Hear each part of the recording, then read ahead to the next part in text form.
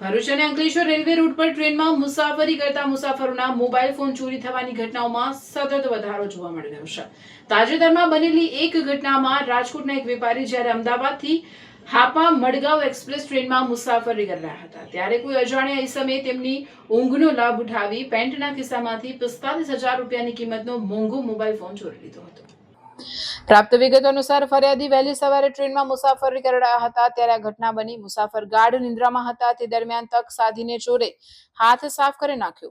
Train Bharuch railway station નજીક પહોંચી ત્યારે ફરિયાદીને પોતાનો મોબાઈલ ફોન ચોરાઈ ગયો હોવાની જાણ થઈ।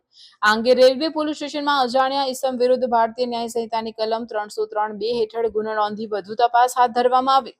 ભરૂચ અને અંકલેશ્વર વિસ્તારમાંથી પસાર થતી ટ્રેનોમાં મોબાઈલ ચોરો સક્રિય હોવાની ફરિયાદો અવારનવાર ઉઠતી હોય છે। લાંબા અંતરની ટ્રેનોમાં રાત્રિ દરમિયાન મુસાફરોની બેદરકારી કે ઊંઘનો લાભ લઈ મોબાઈલ ચોરી કરતી ટોળકીઓ બેફામ બની હોય તેવું ચિત્ર ઉપસી રહ્યું છે। શું રેલવે તંત્ર અને પોલીસ આ ચોરોને પકડવામાં નિષ્ફળ સાબિત થઈ રહી છે કે પછી રેલવે સુરક્ષા વ્યવસ્થામાં કોઈ મોટી ખામી છે તેવા ગંભીર પ્રશ્નો મુસાફરોમાં ચર્ચાઈ રહ્યા છે।